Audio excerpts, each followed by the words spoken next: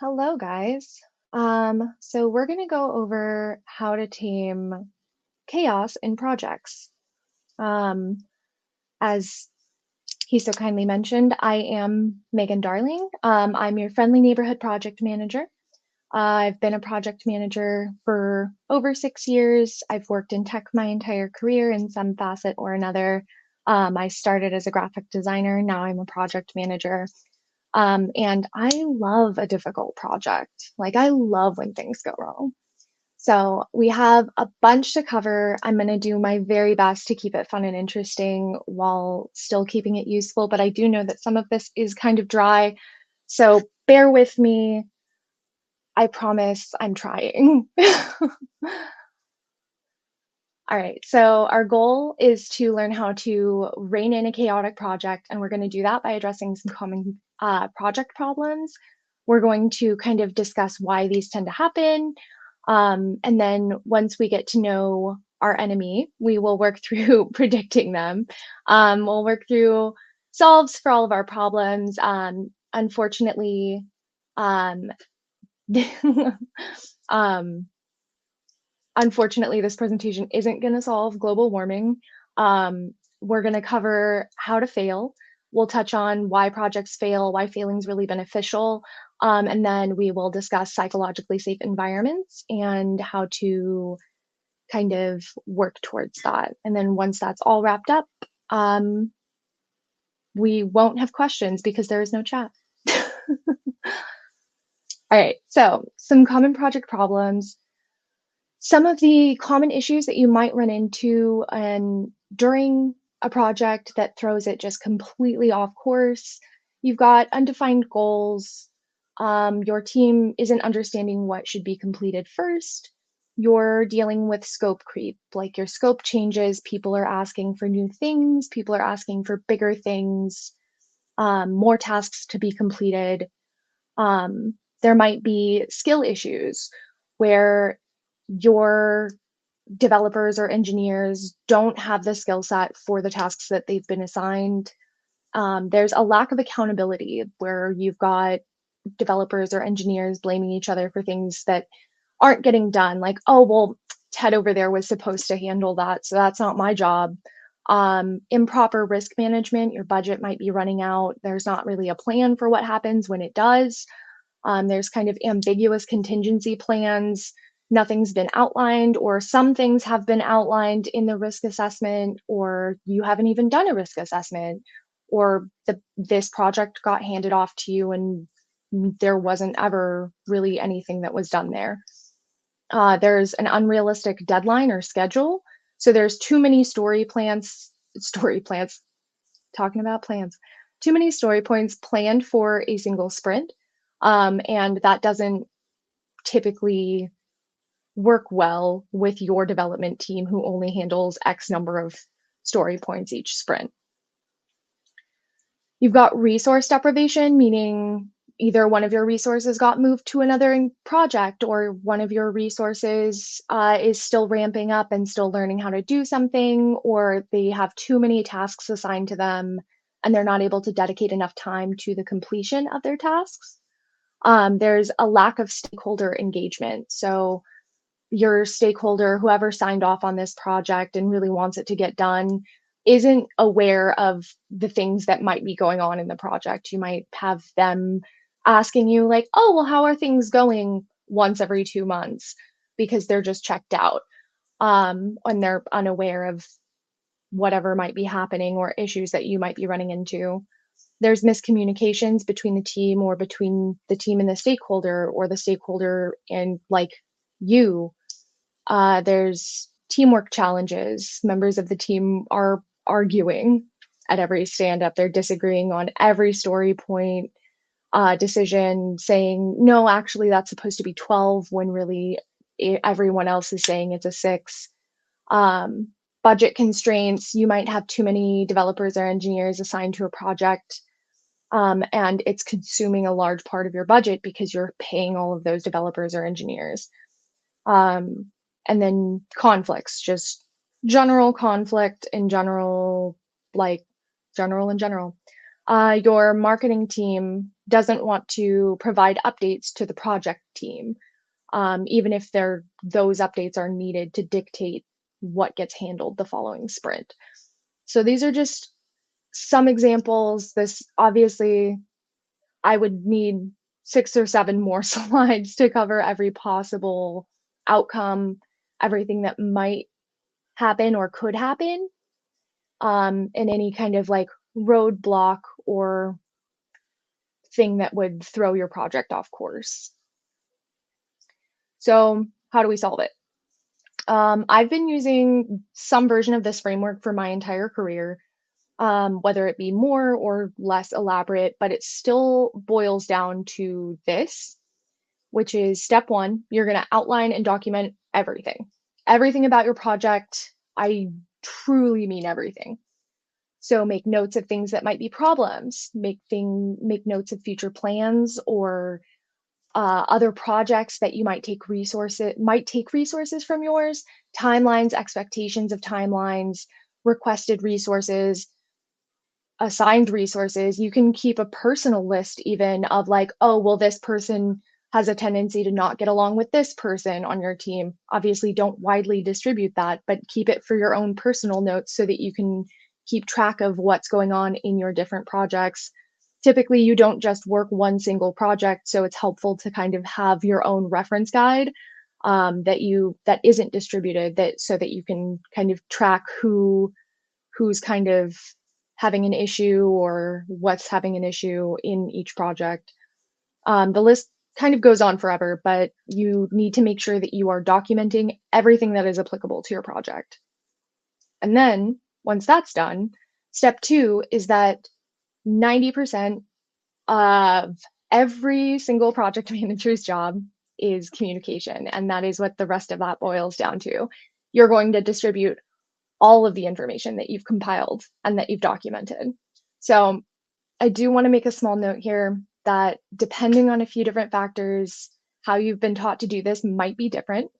For example, when I was a brand new baby PM, I learned to do this by literally printing out the documents. Like that's how I was taught to do it and like bring them to the project meeting.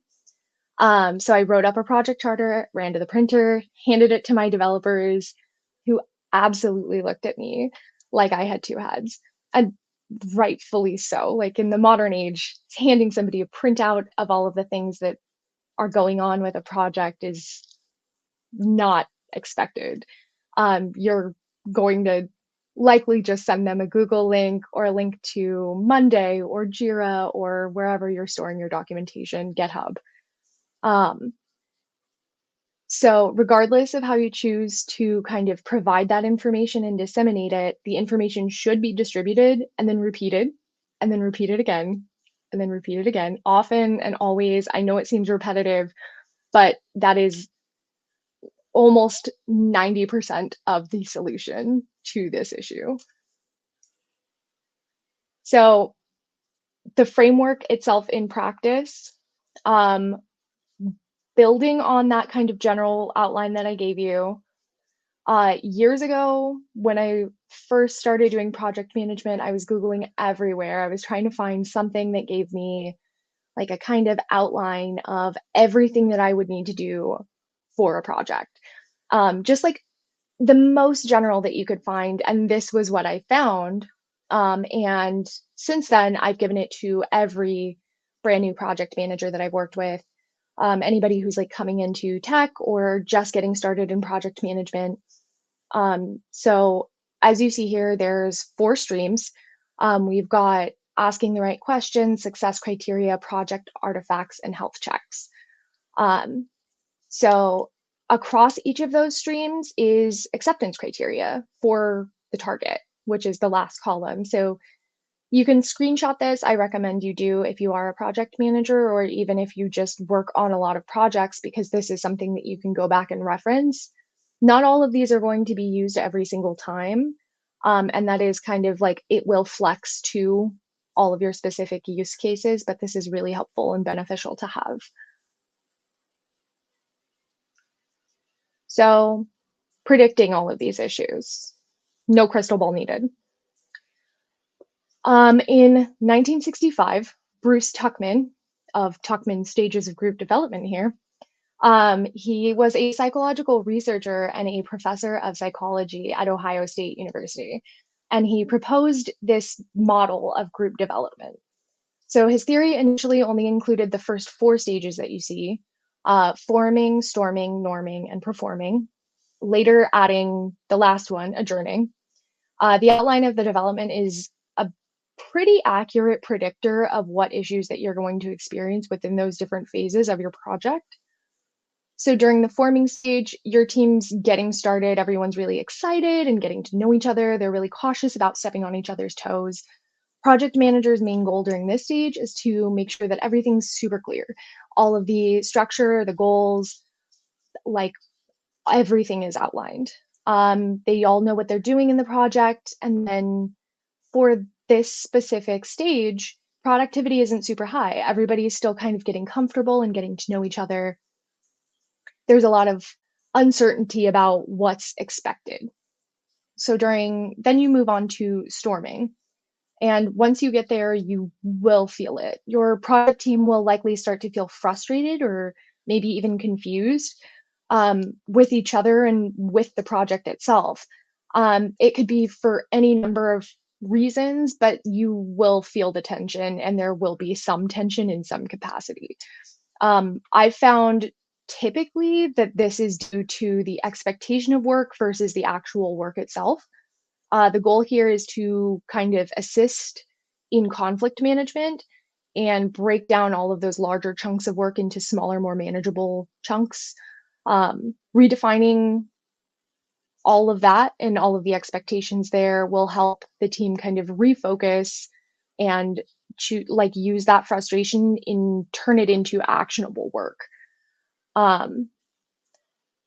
Once all of that work has been redefined and the frustration has eased, you'll move into norming. The team dynamic starts to kind of feel more natural. The discrepancies are resolved kind of between the actual expectation of work and the work itself.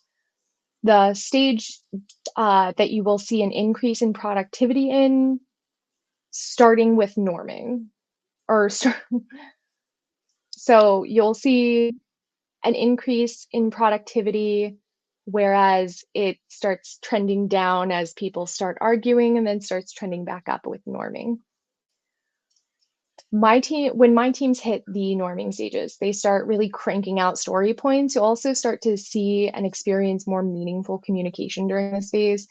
And that's usually the indicator that you should start evaluating all of the processes that are in place. So like checking and making sure that everything works for the team that you're using it on. Like it does the method that you're choosing to use to disseminate information work or things like that. Performing is the stage directly after. And that is the end of this model originally. So when it was first created, he stopped and I believe like 10 years later added adjourning afterwards. But if you are on a team that has no project end date or it is a ongoing project kind of forever, you could theoretically stay in the performing stage indefinitely.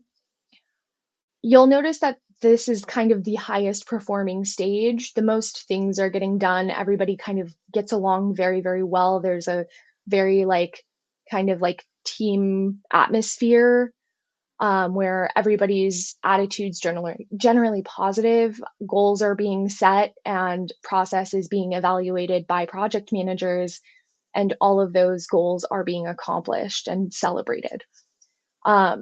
If there are changes, be it kind of structural changes or large external changes, new team members being added, things like that, it will typically throw you back to an earlier stage in this kind of outline. So if a new team member gets added, you'll usually go back to either norming or storming, depending on if the team member is brand new, various factors.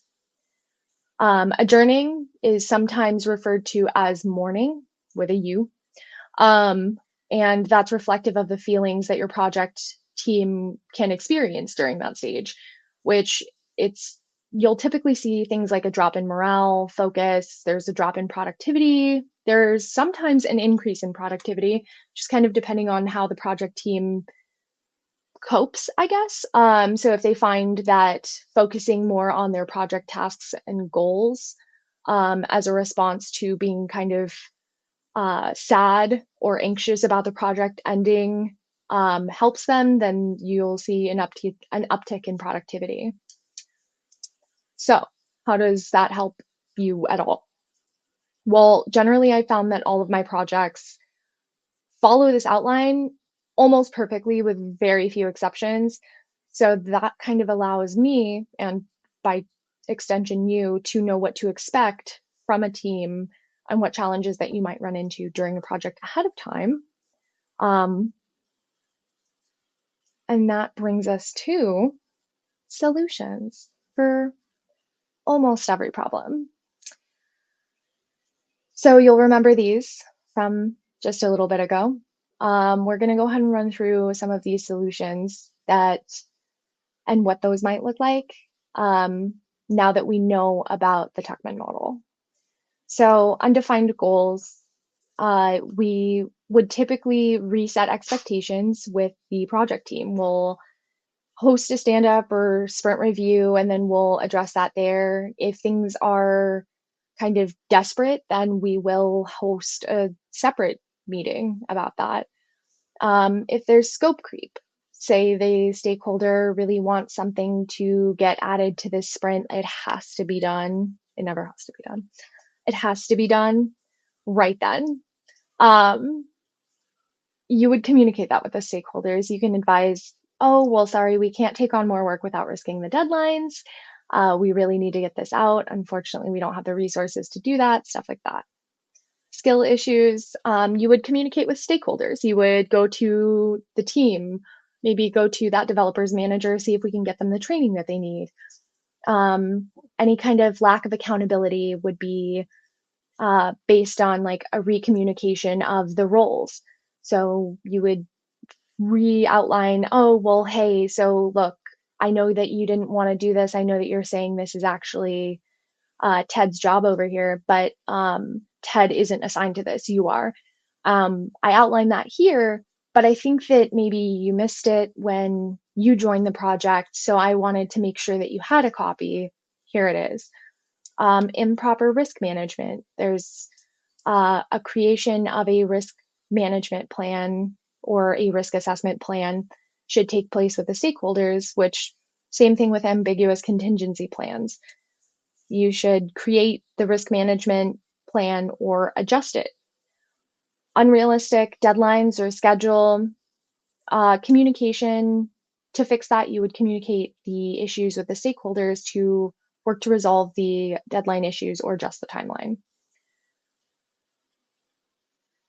Resource deprivation, once again, discuss with your stakeholders, but typically you'll want to lower the speed of development or number of story points that are being worked each sprint to kind of adjust for your uh, lack of resources.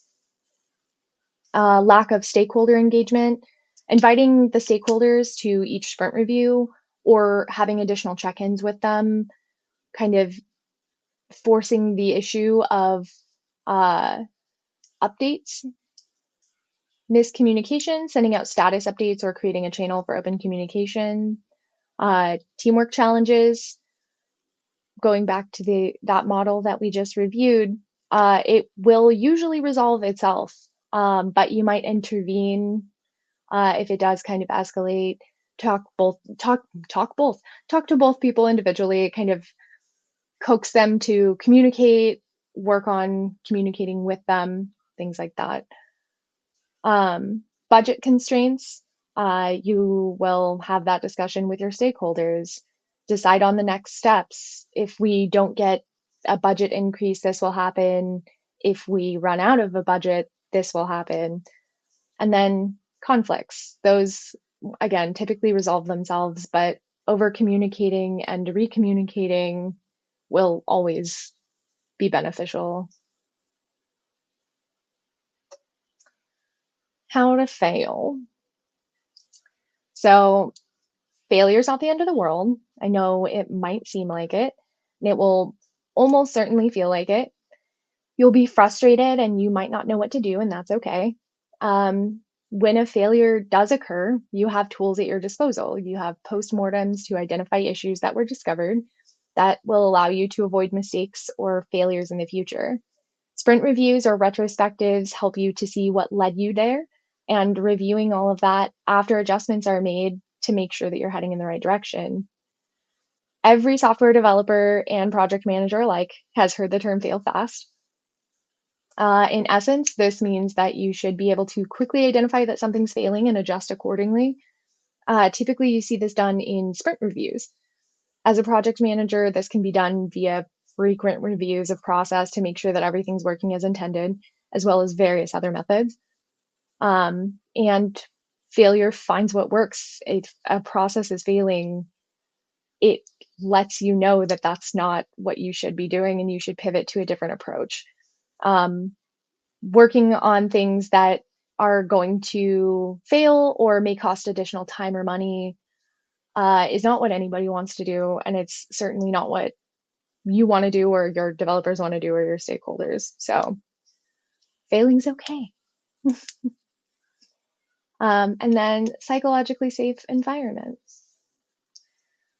So this is a fun little cartoon. Um, so it kind of goes hand in hand with Tuckman's model, but a psychologically safe environment is rooted in niceness.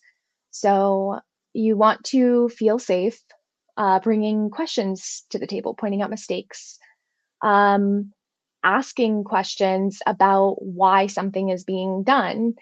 Your feedback always feels welcome. You're not reprimanded or made to feel like you're less for asking questions or wanting to know how something is done. This kind of environment allows for your teams to feel valued and it prevents a lack of empathy. So you will help foster this environment by doing this cute little thing right here, where that nice little arrow is. So you're going to call attention to changes. You're going to ask questions about what's going on yourself. And you're going to monitor your response and kind of others as well. And you're going to want to promote asking questions to make sure that everybody feels like they have the ability to do this. And eventually everybody kind of just starts doing it. You can foster, helping foster that environment will help your projects and your project team feel safe. They'll speak up with mistakes and concerns, and it'll lead to a higher performing team. And most importantly, it should sort out the chaos of a project going rogue. So, yeah, with that, there's nowhere for you to ask questions. So, yeah, thanks.